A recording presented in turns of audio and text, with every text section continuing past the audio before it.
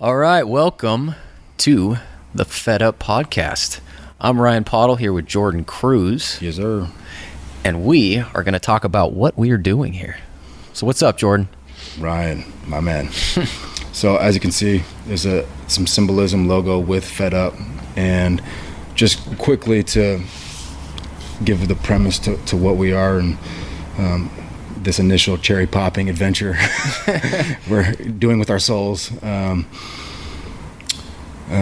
I think, I don't want to speak for both of us, but we're a couple coming up on middle-aged men, and both of us are acknowledging the deep level of exhaustion that has slowly crept up and aggressively crept up at different times with both of us. And I think the real breaking point for me, the tipping point of my exhaustion, was I was actually literally writing a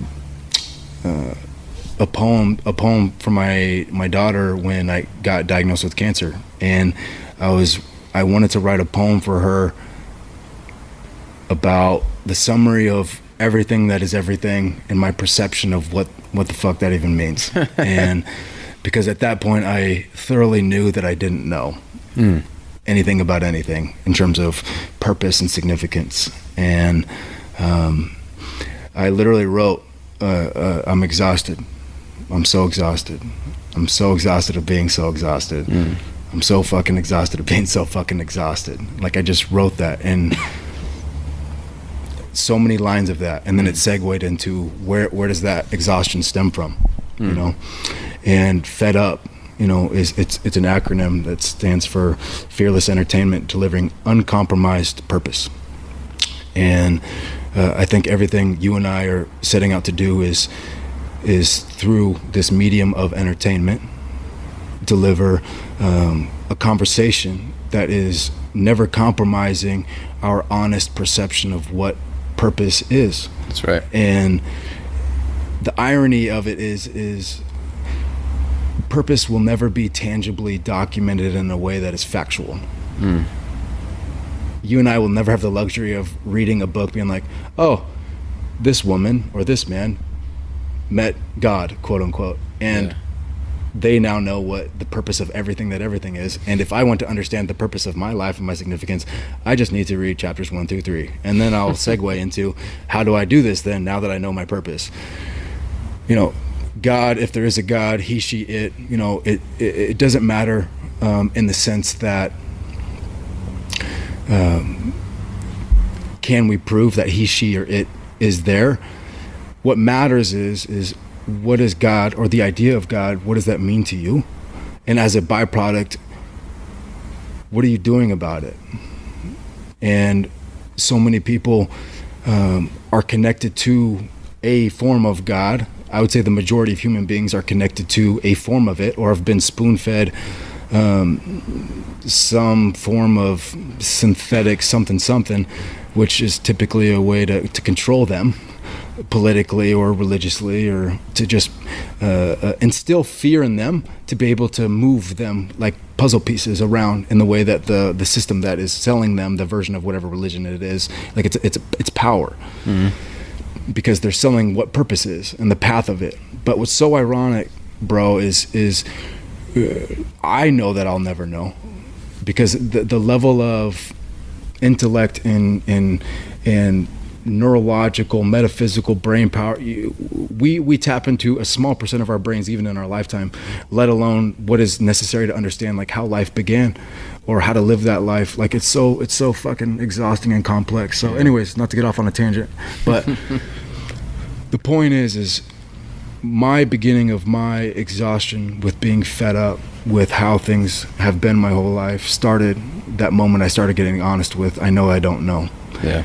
But I finally had the balls, metaphorically or female, whatever, however you want to fill in the blank there, because there's options now everywhere. I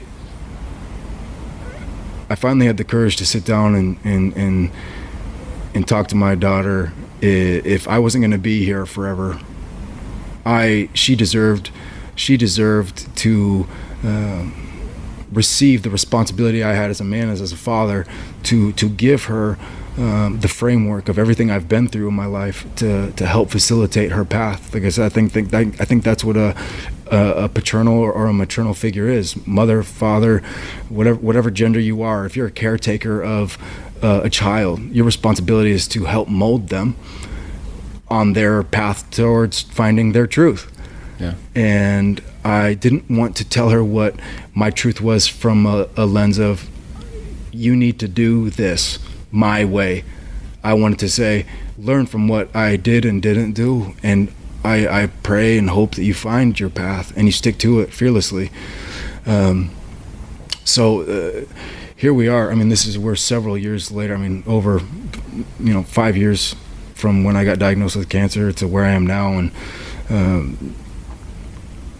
I know that my story, that when we're going to go into it in a minute, and your story you're going to get into in a minute, like, it only matters in the sense that it gives context to what we're going to talk about moving forward. And words are the most powerful weapon in the world, second to none.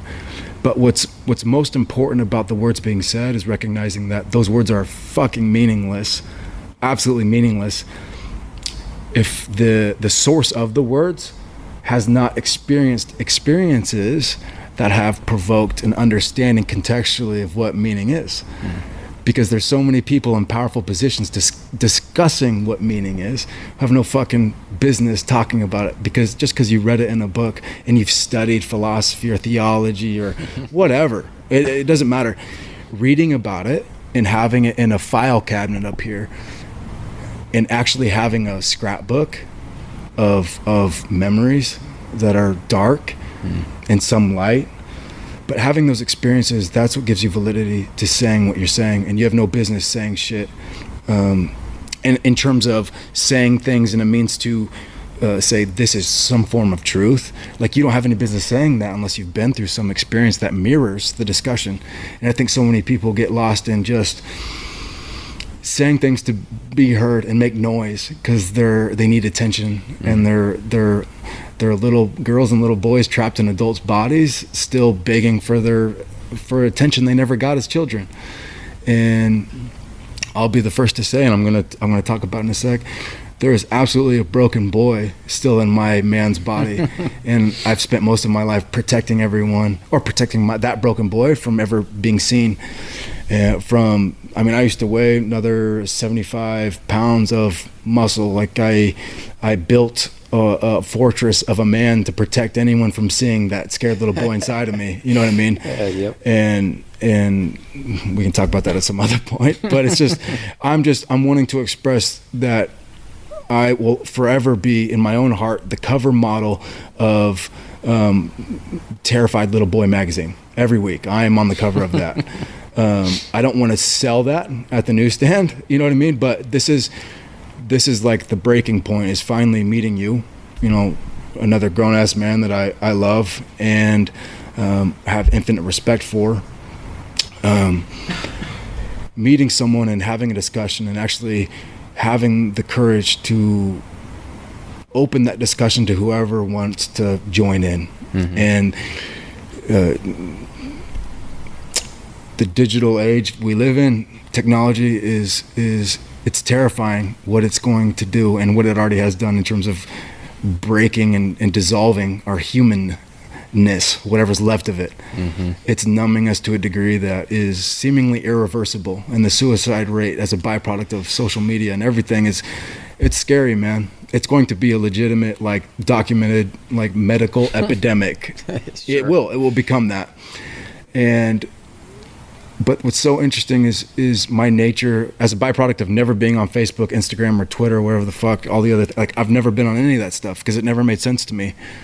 Because the people I want in my life, which are already very few, I already talked to them. They know about my life. So it never made sense to me. And you and I were in that age where all those forms of social media were being introduced in, like, high school. And I, probably because I felt stupid all my life. I just didn't think I would understand the technology of it and was too busy climbing trees and hitting trees with sticks growing up by myself to want to be on a computer, you know what I mean? Sure. So But here we are, we're the first generation of parents that are going to deal with kids who have spent their entire lives being connected to this artificial intelligence that's making them, it's retarding their souls to the degree of not being able to be human anymore. And there's not a more profoundly powerful, beautiful thing. You and I, as grown-ass men who are both, ironically, blue-collar construction workers. That's right.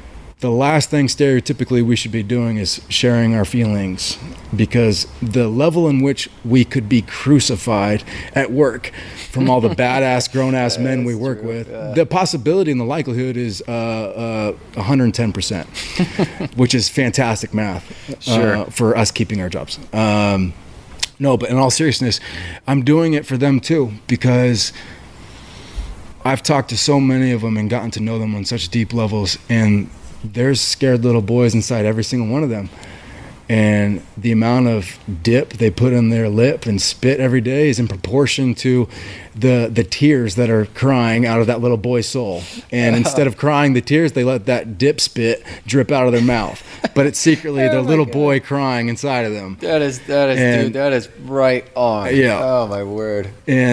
But my point with that is not to make fun of them. It's to say I am the exact same. I don't want to have mouth cancer, so I'm not doing that, but there's still, I have other forms of things that I'm addicted to and struggling with that they don't see, that they satiate the appetite of the little boy being hungry for love inside of me.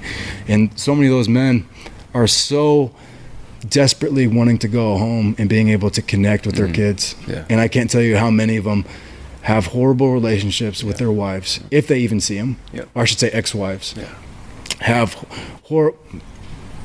And I have deep empathy for all of those men, because all you have to do is talk to my wife about how super not good I am as a husband at times. And if there's something I'm incredible at, it's being a not good husband at times. And I am not proud to say how much pride I've had in so many moments with my wife, in so many dysfunction, so many regrets. But my point is nothing's going to change inside of you and I. Nothing's going to change inside of any of those men or any of the kids that we're attempting to parent. Nothing's going to happen until someone has the courage to start a conversation and at least have the courage to venture down that path. But the whole point of the whole premise I'm trying to establish, the canvas that I want all of our conversation to kind of hinge on is, I know that I don't know answers to life's purpose, and I'm honest enough to know that has nothing to do with finding purpose in life. And it's so ironic, is we feel like purpose in life has to be tangibly acquired in order to seek a purposeful life. And the level of exhaustion we have with not making peace with all the moments from the past that we harbor and hold on to, and our inability to let go of the future moments that aren't fucking real and never will be because they're in the future. The only thing that matters is, how do I find peace now in this moment? There's no carrot dangling. There's no future or happiness that's better than the happiness that is available now.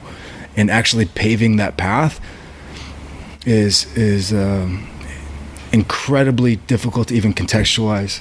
And even with words, like putting letter combinations together that make sense to help us as individuals and other people join the discussion of, where do we find meaning? Where do we find purpose? I'm fucking exhausted of being so exhausted with not having those answers. But even more than that, I'm fucking exhausted with looking at a world and looking at people pretend that they have the answers, and living from a place of, because I've acquired this form of religion and because I'm loyal to going to this place on this Sunday, to be a part of this church, to be seen for this hour and a half, that's because of that I have meaning in my life. And I guarantee you, the majority of those pastors have no idea what they're talking about, or priests or monks. I mean, whatever form of religion you're in, is most of the people in power positions within religion are in those positions because they want to be in a powerful position. And the first thing that I need to establish, for me individually, is like, I have fought this moment specifically for 32 years. No part of me wants to be here. I mean, I even told you this morning, I'm like, I was subconsciously trying to create some MacGyvered method to not be here now. And like, let's just do it next weekend. Yep. But that's the reality, is until you start having a dialogue, unless you have the courage right now in this moment, it's never going to happen. You know what I mean? And I know that experiences I've had in my life have provided me with truth. And I owe it to you. I owe it to my daughter. I owe it to people that I'm connected to and will be connected to in the future, hopefully, to start a conversation that could help provoke what truth is, what meaning is. That's right. And I know we'll never find it if we don't try. You know what I mean? Yeah. And for me, like, that's what it is. And the symbolism of fed up and the dynamite in the mouth, it's recognizing that, like, the power that we have through speech is infinite, but the context with that power and who has that power and who's delivering that power, that's what fucking matters. And I'm now evolved enough as a man to recognize that I'll never be ready to offer my truth from my experiences. And that's the point, is starting here at this point, starting the conversation. Like, you start exactly where you are, because where you're at some point is not going to be any better. Yeah. It's just going to be at a different point. Yeah. And I'm just so honored to be here and start the conversation with you, bro. That's right. And I think I'll just quickly give you a summary of what gives validity to my words I'm going to offer up in a very efficient, summarized way. And again, to further crucify my construction worker occupation, I am secretly very passionate about art, and words have always meant a lot to me, because I grew up being told and feeling like I was fucking stupid and a piece of shit, and I always lusted after and was I spent so much time fantasizing about the idea of what would it like to be smart, what would it be like to be intelligent. I had an older brother who was just fucking annoyingly, painfully off the charts brilliant, scholastically. Yeah. Chemical engineer, like I still to this day I have no fucking idea what he has done with his career. I have no idea. And had a younger sister go to law school, and I had no business passing any grade I was ever in. And there was this massive weight on my shoulders that's been the primary thing of me not exploring anything in this format to start a conversation, because there's a massive part of me that doesn't believe I have any business telling anyone anything about anything, because I secretly I know that I'm stupid, but I know that is a choice, and it's a perception that people have put onto me growing up, and I know a lot of people can identify with that. But the only stupid thing that is inside of me is believing that I'm stupid. You know what I mean? No, there is no stupid human being. There is only the capacity to be honest with where you're at, and inside of that, brilliance can come out of that, because that honesty, brilliance and intelligence stem from one's capacity to be where they're at and own it honestly. You know what I mean? I know what you mean. And so yeah, without further ado, I could say a bunch of other shit to avoid saying what I'm about to say, but so I'm going to read 3 quick poems that summarize the validity, or what lack thereof, of why I have something to share, and hopefully the meaning it could offer to someone. So,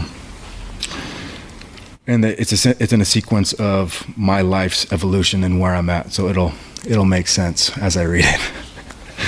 So the first one's called Broken Boy Trapped in a Man's Body.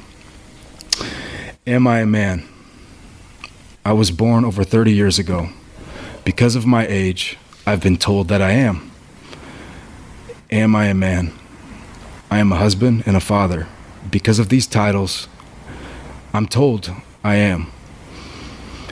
Am I a man? I sweat every day, working as hard as I am able to provide food and shelter for 2 women I am bound to. Because of this, I am told I am a man. Am I a man? When I look in the mirror, I fearfully avoid looking into my eyes because I know I will not see a man. Am I a man? No. What am I? I am a broken boy trapped in a man's body. I'm a broken boy caged in this man's body. This body protects me from you. You cannot see the broken boy. He has built this impenetrable fortress, protecting himself from pain and inevitable sadness accompanying human intimacy. A part of this caged boy's mind and heart were broken so many years ago by the man who was supposed to show him the path to becoming a man. Will this boy inside of me ever become a man? How can the brokenness be put back together? If I knew, I would be a man. Is there a prescription for the sadness that kills me slowly? The sadness is like an IV bag I've been hooked up to my whole life. Sadness slowly and steadily dripping into my soul. I wonder if I will ever know what it feels like to be a man. In the meantime, I'll just let this IV bag keep dripping. At least every day, I know I'll be comforted by the fact that no one can see the broken boy, because I know when you see me, all you see is a man. All right, last poem. Dark and light. I know darkness and darkness knows me. A seemingly unbreakable bond we share. Sometimes in the darkness, when I can't hear anything, I think about the light. I have to hide these thoughts because the darkness always hears me think and mocks me for attempting to grasp something I'll never know. Why do I always feel the most alone when I'm surrounded by people? Do any of these people know how to find the light? I've talked to a few who have heard about the light, but I haven't met someone who has seen it. Why can't I find the light? I think I've felt the raging warmth of the blinding light, but it left as quickly as it came. The warmth, I remember it. I can't forget that warmth. It's like an itch in my soul I can't scratch. People seem so content in the darkness. When I felt the light, everything made sense. I didn't understand it, but I felt peace. I felt calm. And I desperately pleaded with the people to come with me to go find the source of this light. Most attempts to explain this light are meaningless. I always end up feeling like I'm trying to convince myself as I explain this light to someone. Darkness, I know you, and you know me. Light, will I ever know you? The moments I've felt your warmth, I feel like the light knew me. I felt like the light was searching for me more than I was searching for it. I hope the light doesn't give up trying to find me, because I can't seem to find it.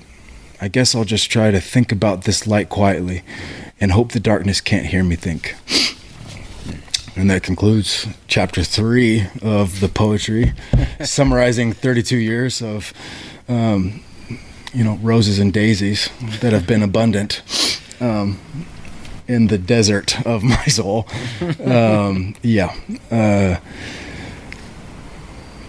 It's just a really brutally efficient summary of so many moments that have culminated into me sitting right here talking about what I believe truth to be. And in the same way, you cannot understand anything by itself independently. You have to understand the contrast of what it is in order to have reference for what the thing is. Meaning, the last poem alluded to, like, there is no darkness without light. You have to understand one to even have a context of what the other is. And I think that's what we're doing every day, is trying to figure out where the source of the light is. And I'm openly saying I have felt the source of, whether it's quote unquote God, an energy source, something metaphysically bigger than us that's orchestrating life. There is something, there's some source of something out there, I hope. And if there's not, there's not. But guess what? When we die, if there's nothing there, we won't know it. So fuck it. But in the meantime, I think we owe it to ourselves and everyone we're connected to start a dialogue about where's meaning found. And if we literally only have these years and these days, these bookends of life to live, and there's nothing after that, we might as well try and define the source of the meaning while we're here.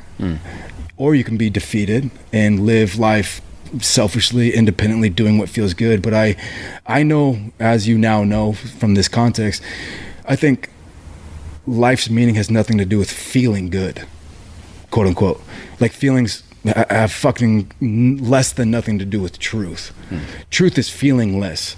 There are adjectives associated with true feelings, but ultimately, like, I know what I know based off of horrific feelings that have been sustained over a long period of time. And I know that anyone who's going to a church or a synagogue or spending time meditating about something, they're not trying to find the gate key to happiness. Happiness is a flaccid, ethereal, like pithy, like weak form of fulfillment. Like, you wanting to feel good is escaping the fact that you don't have the only thing that matters, which is peace with reality. So I think the real zened out state that everyone's trying to find in whatever religion you're pursuing is you're wanting to find the thing that will give you context to find peace. And for me, I think that's the drug. That's the thing that we're all trying to find, is peace. And I'm not going to be the person to say I know what it is, but I've found methods of evoking and creating, whether it's a false form of peace. I don't know if I'm just faking it till I make it, but I think faking it till you make it is a huge part of growth. Sure. Because doing the right thing is always, or not always, but doing the thing necessary to grow is always going to be uncomfortable, and that's the point. Yeah.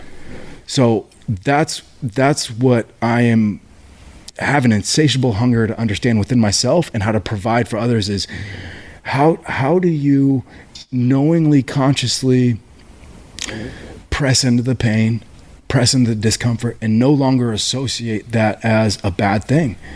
Because growth, if you want to grow and you want to progress, you're going to be in an uncomfortable state every moment. But how do we reformat the verbiage on that to recognize, like, this is beautiful. The fact that I'm awake today and I have the capacity and the courage to get uncomfortable and sit here right now and fillet my soul out here. Like, this is what it means to be human. Yeah. To have the courage to do that. So without further ado, for the love of God, literally and metaphorically, I need you to talk because I've done more than my fair share of it. So Ryan, my brother, please tell me what gives validity and context to why your words and letter combinations have substance to them. Well, I think the interesting thing, Jordan, sitting here with you, getting to do this, is we're just two dudes who feel like we have something to say and have been fortunate enough to see a different way that we feel like is not really, I don't know, it's there, but it's not in so many ways of, like, you see it's in bits and pieces in people, you know, you see some of the joy or some of the people seeing the truth. And it's not that, like, we're sitting here today trying to talk about, hey, you know, we have the answer here. It's more of, well, we're admitting that we don't, and a lot of people are too scared to. And a big part of finding that peace that you're talking about and entering in to who this person is sitting here is admitting that and just saying, you know what, it's okay, man. It's okay that you don't know. It's okay that you don't know what's going to happen when you die. It's okay to be scared. It's okay to just not know and to be constantly testing to try and find what life's about, because that's what we want to do. I mean, that's what we have to do. If we're not doing that, that's the problem. So hearing you and so brilliantly and poetically share who you are and where you're at is something that's really, hopefully inspiring for other people to hear, because there's a level of vulnerability of saying, hey man, this is me, right? This is me and who I am, and I'm putting it in front of you, not with like this, I want you to accept me and I care about it, but I'm doing it in a way of showing you this is what real courage is like, and real courage to put yourself out there in a way that it encourages other people to do the same thing, because that is what freedom is about, is owning that and stepping into it. So for us sitting here today, it's just like, yeah, we want to encourage people to start that discussion with themselves, with other people.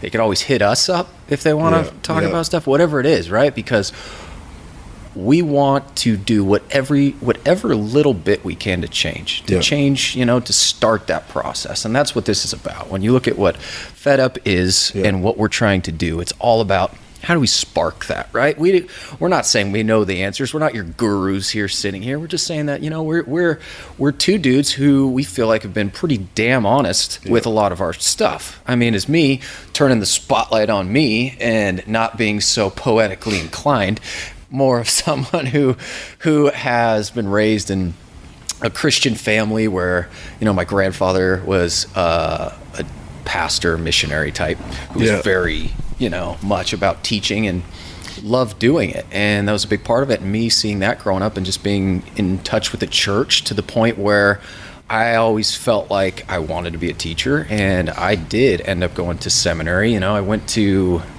college, got a Christian theology degree. and ended up going to get my master's in theology, thinking that it was God's path, or so clear to me of that's what life's about, that's what was important, right?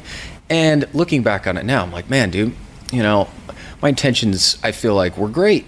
Like, I honestly wanted to help people find the same freedom we're talking about now. And I just believed it looked a certain way. Until, the thought comes into your mind of, how do you know? How do you know? What is faith like? What is faith? What is, what is this about?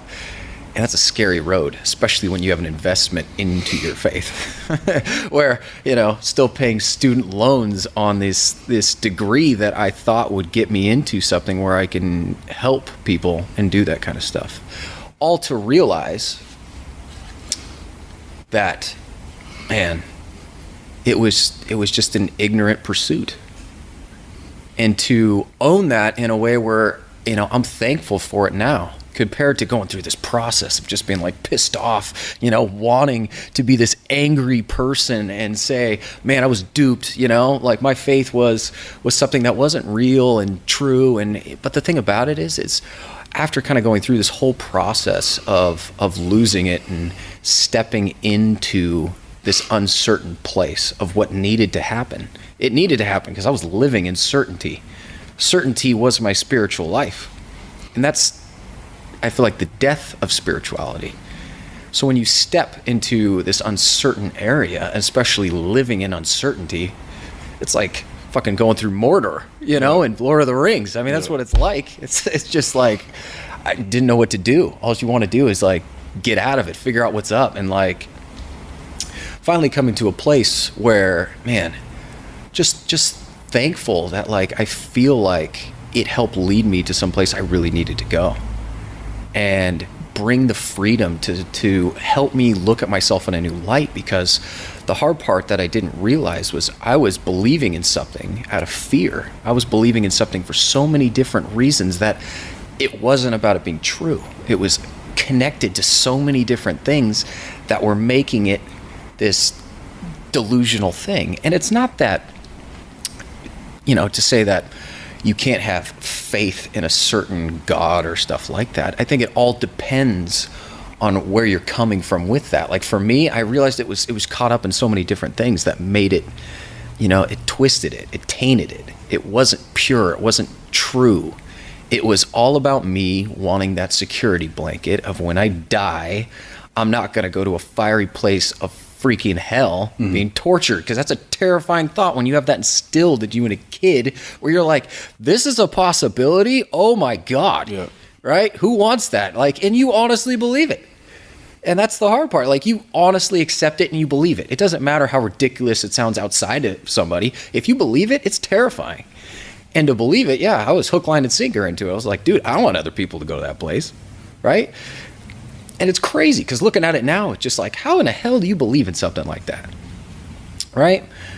And and just realizing how unhealthy it was for me. I mean, dude, I was an addict. I was fucking played video games like a madman. I looked at porn like a madman, just to help free myself for so many of these different things that I didn't know what to do with because I wasn't free to be me. I constantly be like, God, what's wrong with me, man? Come heal me, dude. Like, I'm trying to figure out what's going on. I'm doing the best I can. I feel like I'm stuck. What am I not seeing? Right? To the point where you're going and then you talk to your pastors, and I've been in more small groups, dude, more small groups and different churches and talked to so many different people to hear all the different stuff. Just like, it didn't lead me to freedom. It basically summed up to, you need to get plugged into a community. You need to be in touch with God. You need to read your Bible more. And it was just like, okay, that is not helping me here. That is not bringing freedom. And it's amazing to me looking at it now that the freedom and the peace and the joy came out of the destruction of something that I held so sacred. I held this thing as this jewel that I wanted to give to other people. And I was like, you know what? This jewel is going to free people because I believed it would. And I didn't realize that it was sinking me. To the point where once that thing shattered into a million pieces, after seeing what life was like after that, man, it was like after the dust settled and I'm walking through, it was like, holy crap. Like, I could actually see, and I see a path out of this. I see a path to a whole Ryan, to someone who could be free and someone who could actually help people and is not caught up in judgment of other people. And, like, it's so easy to say like, oh, that person's living wrong, I'm living right, and just constantly doing this comparison. And I just was free from all that. And it's just entering into a state of I don't know. I don't know. I don't know what life's like. I'm trying to just figure out my own life. How can I figure out someone else's life? Right? And looking at it now as a father too, married, and just trying to figure out like, man, not only how do I figure out my life, but how do I help my kids? How do I help my wife? And like you said, man, I've been a horrible husband. Horrible.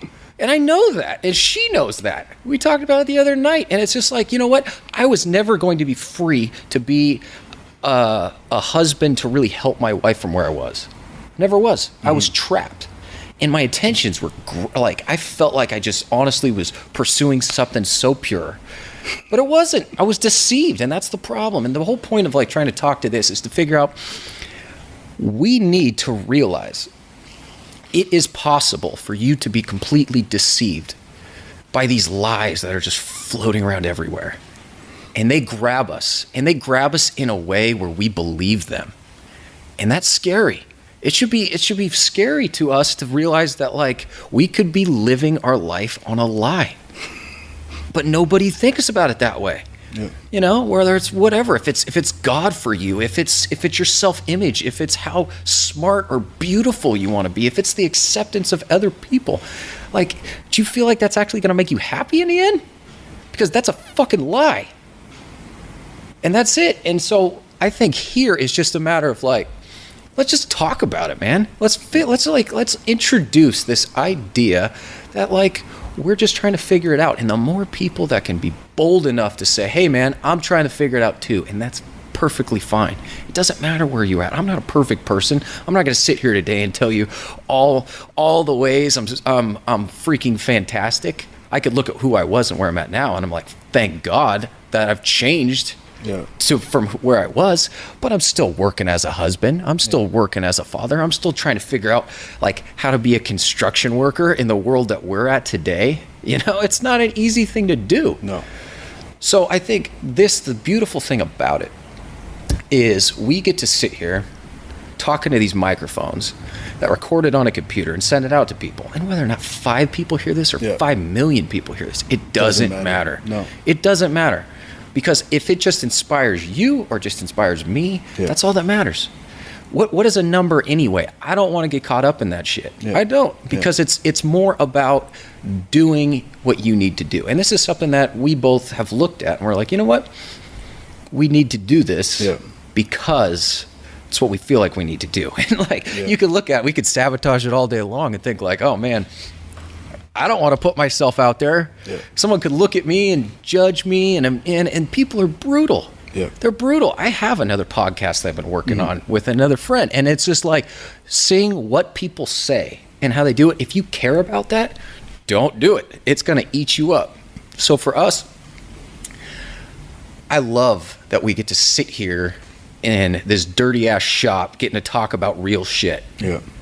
In a way that hopefully, man, hopefully something happens with it. You know what I mean? But if it doesn't, it's not about that. Yeah. Because it's about sitting here with you, talking about what's real, helping inspire. Yeah.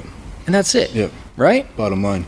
Yeah, the interesting thing as you're talking, because we're putting our voices in a media technological age outlet, and I hate with every cell in my body what Facebook, Instagram, Twitter, being one of probably 5 people in the world that isn't on it,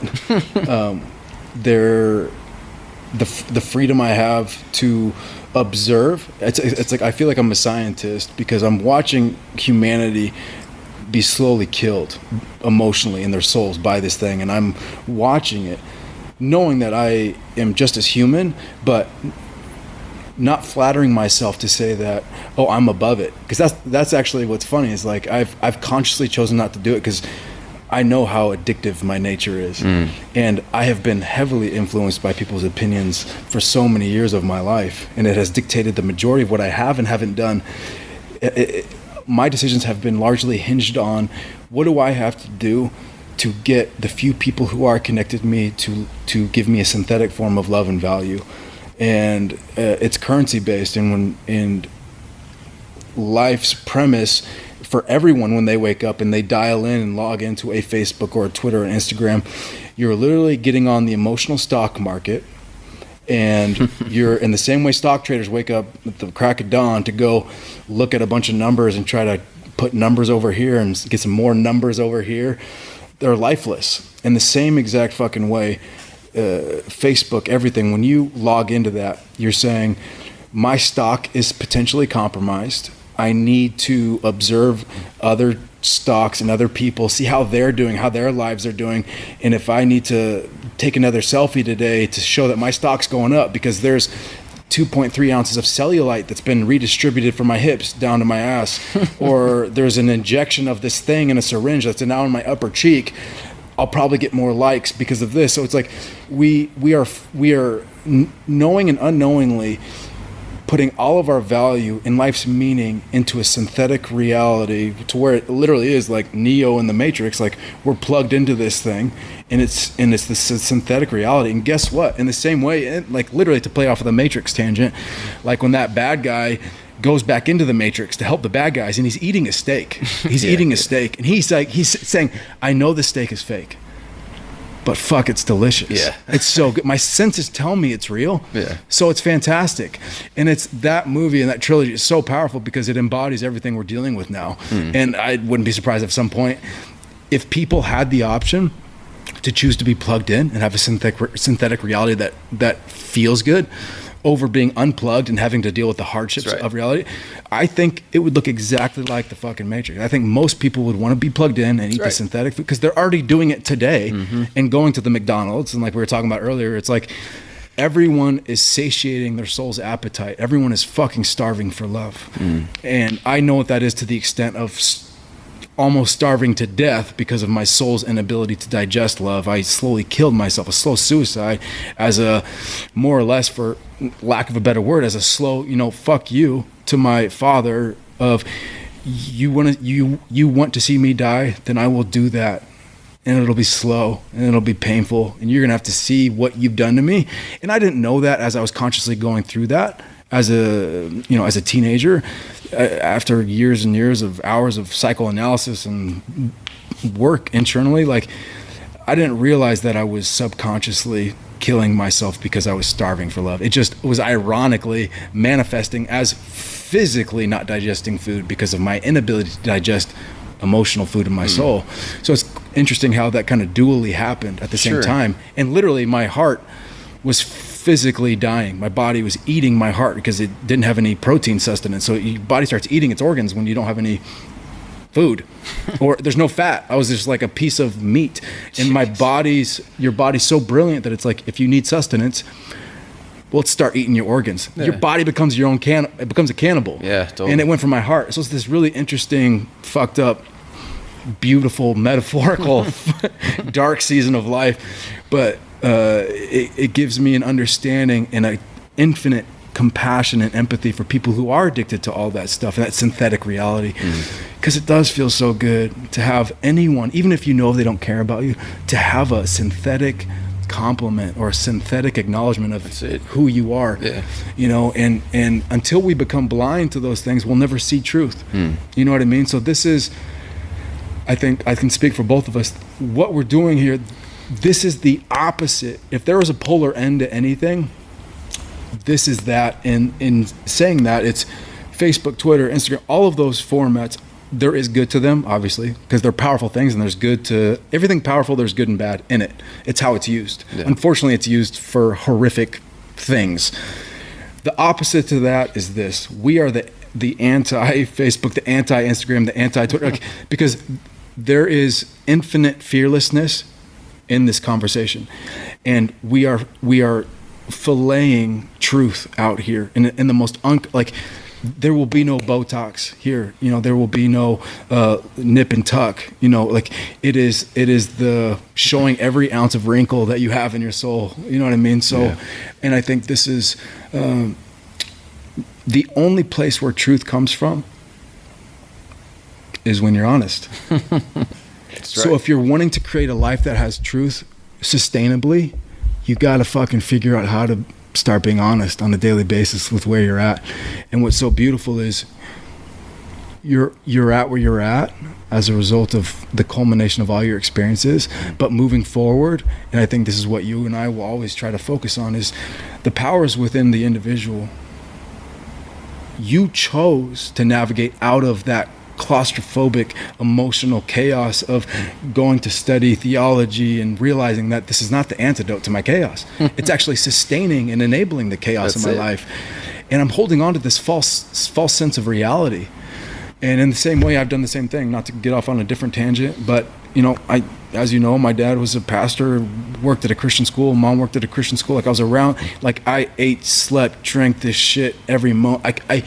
We didn't socialize with anyone that was non-Christian. Like we just had like the Capri Sun Jesus juice, like sipping on it, snorting lines of Jesus every day, like no choice. Like dad, like that end of Scarface where he puts his face in the fucking cocaine.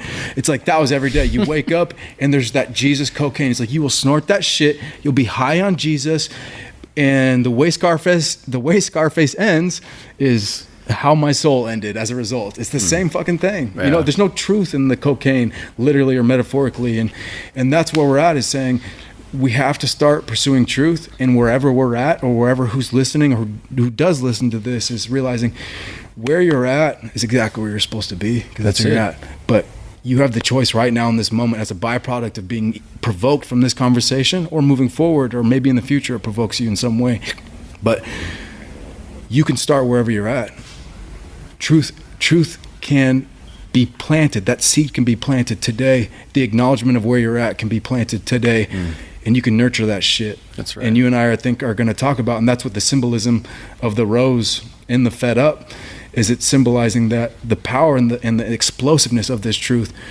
The fuse of that is a rose, because it's blossom. What's coming out of that power is, if you so choose, you can cultivate life out of that truth. And it's uncomfortable because there's thorns on that rose, you know what I mean? But there's beauty in it. That's right. You know what I mean? So, but I think, dude, that's so.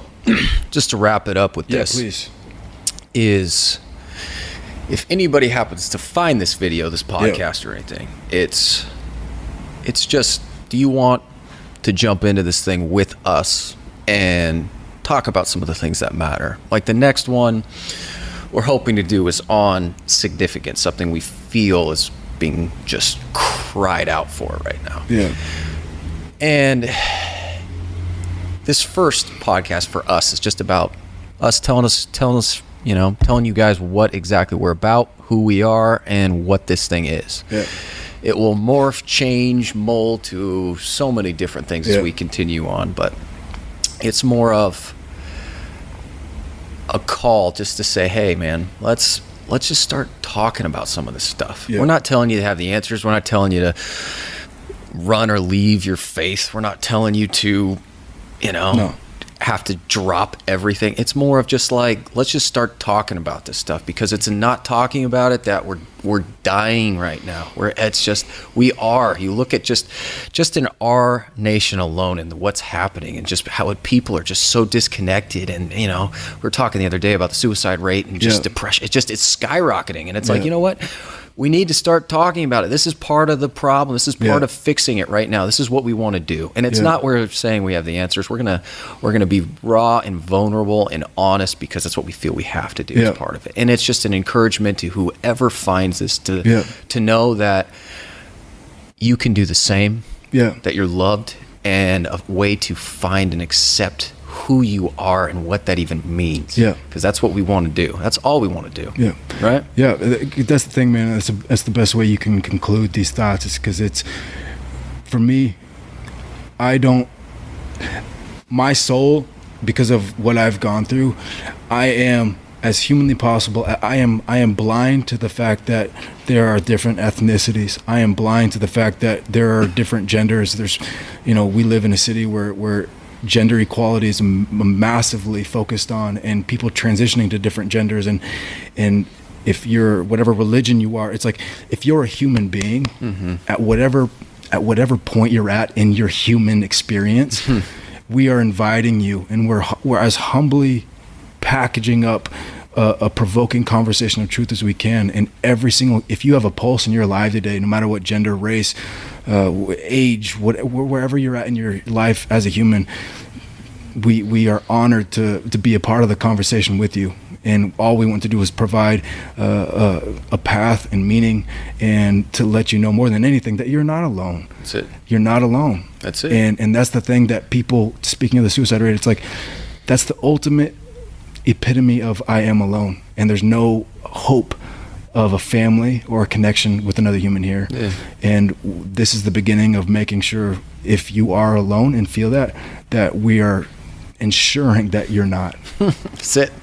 That's it, dude. And you couldn't sum it up any better. But that's it, guys. So Fed Up Podcast, that's what we're gonna do. And we'll have the next episode out as soon as we can. But hopefully enjoyed what Jordan had to say, what I had to say, and we'll bring it back. We'll bring it real. We'll bring it hard. Right? Every time. All right. Later.